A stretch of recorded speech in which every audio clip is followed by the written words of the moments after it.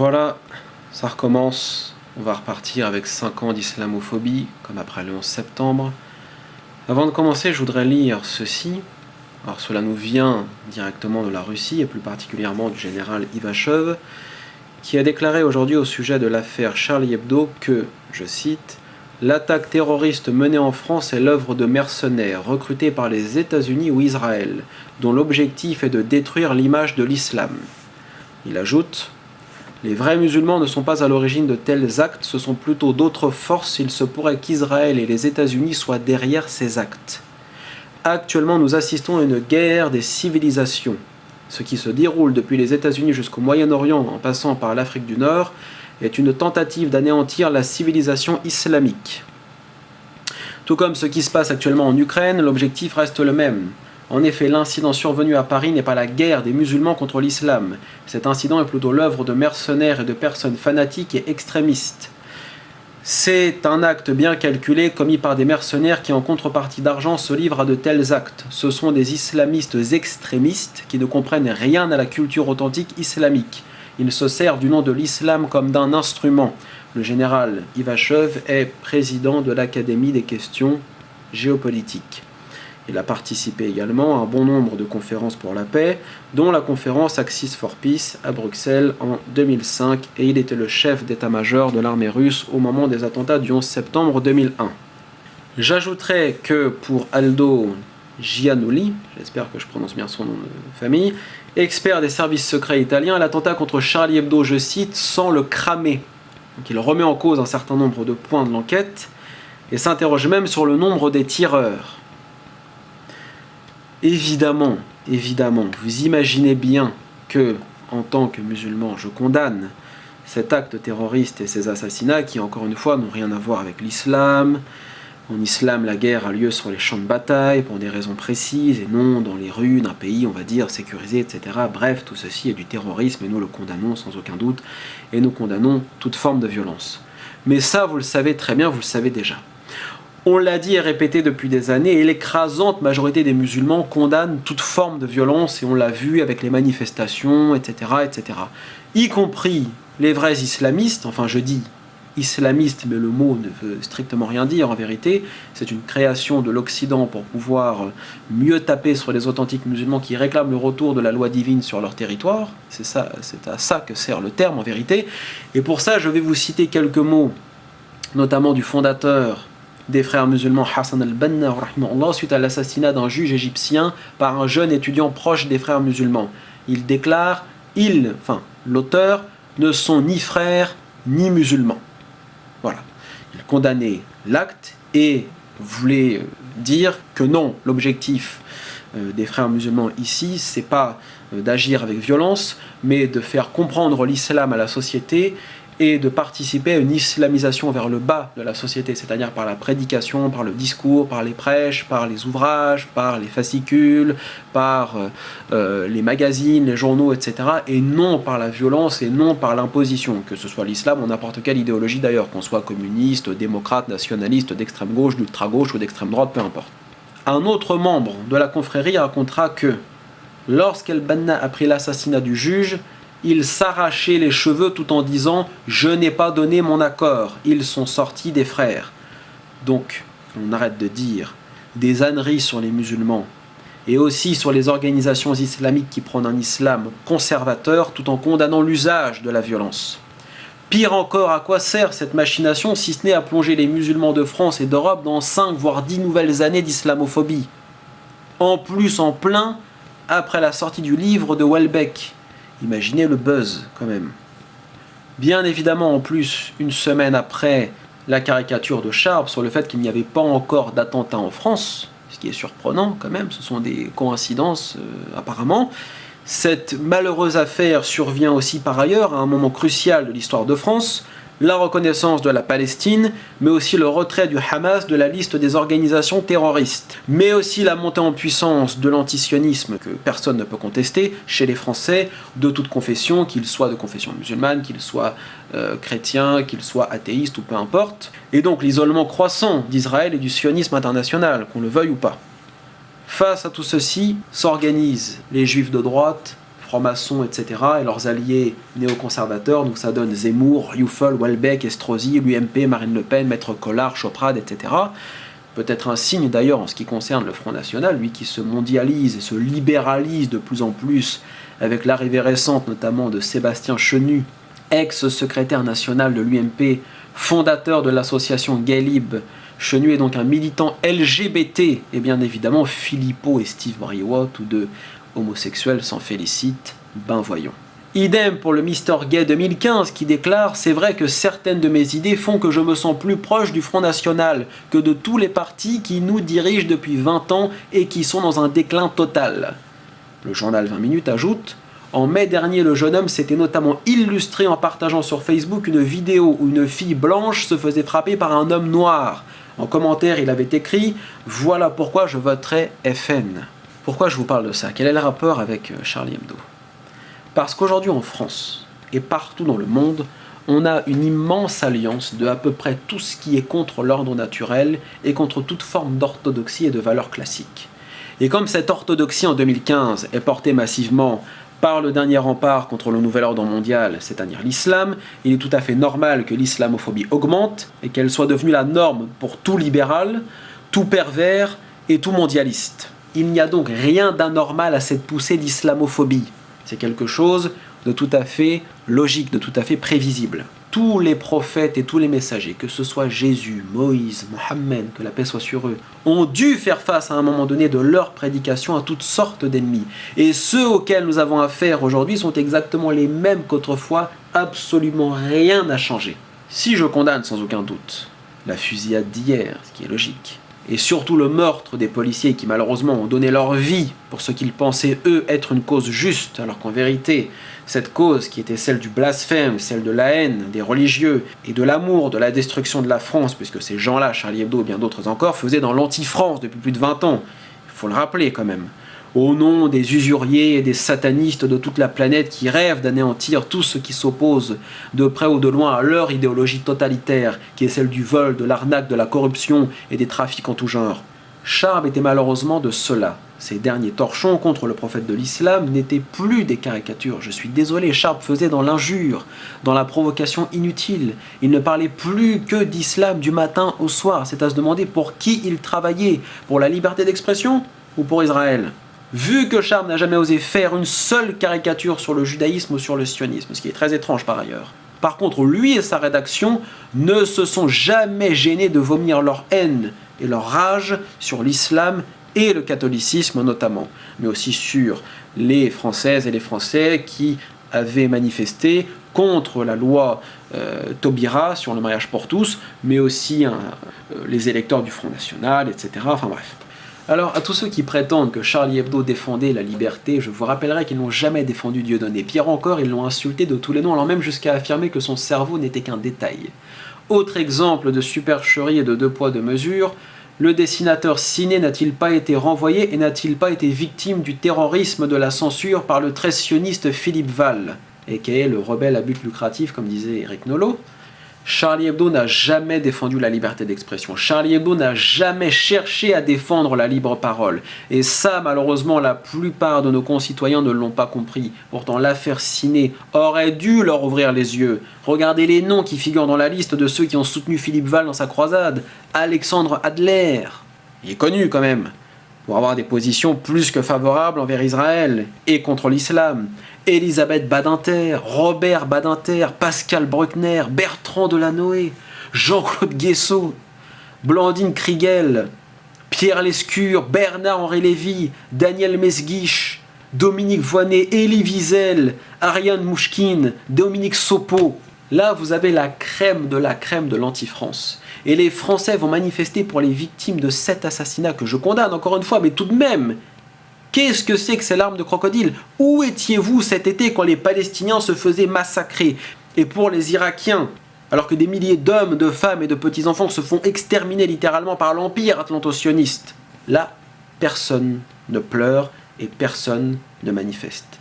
Par contre, pour participer à des rassemblements d'hypocrites, comme Not in My Name l'été dernier, là, la masse des Français, quelle que soit leur confession, se rassemblent sans même réfléchir à leurs gestes. Et puis, comment on peut croire et aller jusqu'à pleurer pour Charlie Hebdo en affirmant qu'ils étaient des héros. Mais des héros de quoi? Qu'a fait Charlie Hebdo de si héroïque, si ce n'est qu'alimenter la haine, l'islamophobie en France, se faire financer par les Rothschild après que leurs locaux aient été soi-disant brûlés par des musulmans? C'est ça l'héroïsme à la française? Cracher à la figure des chrétiens et des musulmans au nom de quoi? Du grand Kaal, c'est ça? Vous irez lire ce qu'Olivier Cyran avait écrit au sujet de ses anciens collègues de Charlie Hebdo. Olivier Cyran avait en 2013 écrit un article assez long et pointu sur le racisme et l'islamophobie de Charlie Hebdo en particulier depuis l'arrivée de Philippe Val à la rédaction. Ceci dit, je pense que les victimes d'hier sont certes les membres de Charlie Hebdo, mais aussi les musulmans. Regardez les journaux. Une famille musulmane a été attaquée. Un kebab a explosé juste à côté d'une mosquée. On a ouvert le feu sur une autre mosquée encore, et ainsi de suite. C'est ça l'objectif réel de l'assassinat d'hier. Créer la guerre civile en France. Charb était malheureusement dans le camp d'Israël, dans le camp des mondialistes, dans le camp de ceux qui détruisent la France depuis très longtemps, bien avant même l'arrivée des immigrés, etc., etc. Et des gens comme Jean-Marie Le Pen et bien d'autres ont mis en garde contre ces personnes-là bien avant nous en réalité. Mais ça ne l'a pourtant pas protégé du terrorisme israélien que Netanyahou avait promis aux Français, au cas où il lâcherait Israël pour reconnaître la Palestine. Cette promesse de Netanyahou est la même que le gouvernement algérien avait faite à la France dans les années 90, lorsque la France avait condamné l'arrêt du processus électoral, cherchant quelque part, en quelque sorte, ou indirectement, on va dire, à défendre le Front islamique du salut, le FIS. On a eu des Khaled Kelkal, etc. à l'époque, tout le monde y a cru à l'unanimité.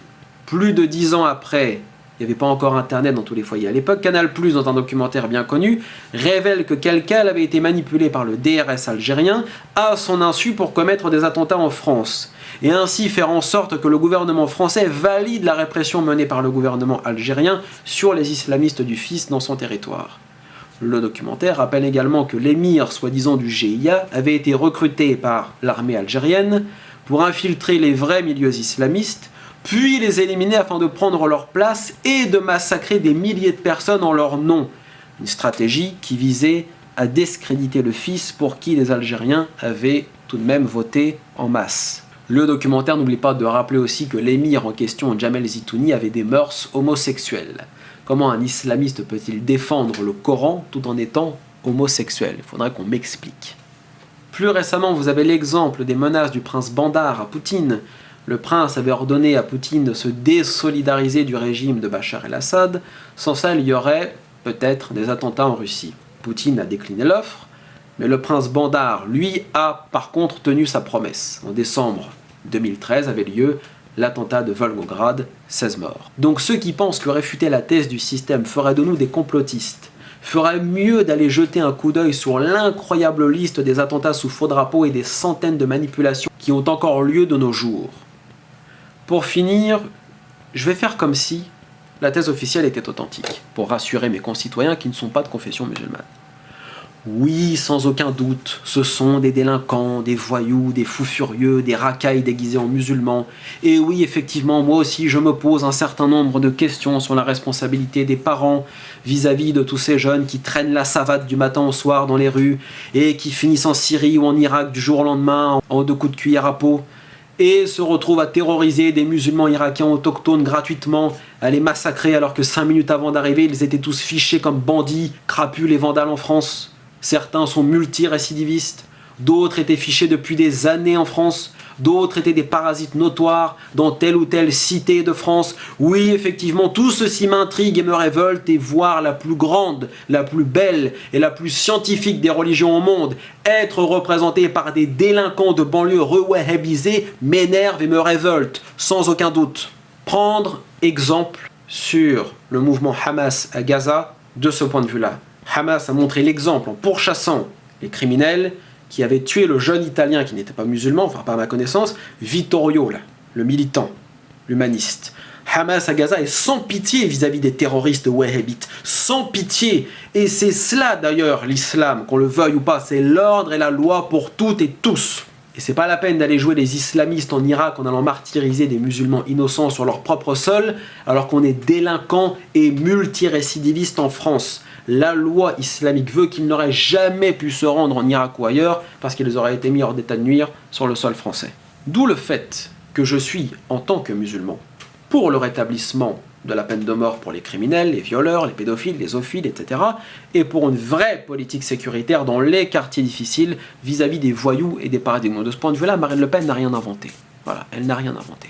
Donc je le dis très clairement aux islamo-gauchistes que c'est même pas la peine de venir vous fatiguer à venir me parler de miséricorde. Nous sommes musulmans, nous avons une charia, nous avons du pénal, des châtiments corporels pour les voyous.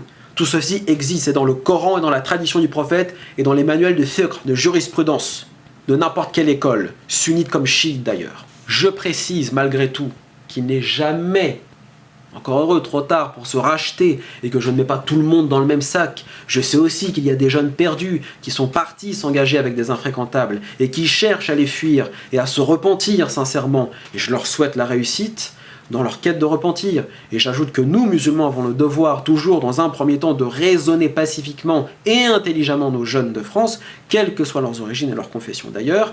Mais attention, il y a aussi des limites. En France, le droit doit s'appliquer. Nous sommes musulmans. Notre religion nous impose d'ordonner le convenable et d'interdire le blâmable, et de lutter radicalement contre toute forme de chaos, de désordre, de terrorisme ou de délinquance. Que les choses soient claires de ce point de vue-là. Si des musulmans ne se sentent pas concernés par ces directives et qui sont clairement dans le Coran, la révélation divine, et dans la tradition prophétique, ils peuvent toujours aller se convertir à Skyrock ou à NPA ou à la Gay Pride après tout. Vous êtes libres. La ikraha fi ddin, pas de contrainte en islam. Enfin, je termine avec la deuxième théorie, on va dire, non officielle, qui n'est pas la thèse du complot, mais une thèse, on va dire, beaucoup plus réservée. Je ne suis pas complotiste, j'ai des doutes. J'espère que j'ai le droit. À moins qu'on valide avant la fin de 2015 une loi Fabius Hebdo qui m'interdirait de remettre en cause la théorie officielle qui serait que des islamistes, djihadistes, fondamentalistes, etc. ont bel et bien massacré les dessinateurs de Charlie Hebdo, les policiers, etc. Une thèse qui veut que l'on doit se poser un certain nombre de questions vis-à-vis de certains éléments assez troublants, tout de même. Les soi-disant tueurs professionnels, djihadistes, islamistes, terroristes, fondamentalistes, extrémistes, des ex-rappeurs en fait, ont comme par hasard oublié leur carte d'identité dans la Citroën qu'ils les ont volée. Incroyable. Ça me rappelle, et ça j'ai vu que tout le monde en avait parlé sur internet, j'ai pas été le seul à le souligner, l'affaire du passeport de Mohamed Atta lors des attentats du 11 septembre. Je dis ça, je dis rien. Pendant qu'il y était, il pouvait laisser sa carte vitale, ses bulletins de salaire, etc. Ensuite, sur la fameuse vidéo, bientôt censurée j'imagine, où l'on voit les deux soi-disant djihadistes abattre un policier de sang-froid en lui tirant une balle dans la tête. On n'y voit aucune goutte de sang. Il reçoit apparemment une balle dans la tête, mais sa boîte crânienne reste intacte. C'est possible après tout, je sais pas, je me pose des questions. D'ailleurs, puisqu'il n'y a rien, je ne vois pas pourquoi les chaînes du système se sont donné tant de mal à flouter le policier alors qu'on n'y voit ni sang, ni bout de cervelle, ni rien du tout. J'ai pas compris la censure et le floutage à ce niveau-là. Il n'avait aucun intérêt puisqu'on n'y voit rien.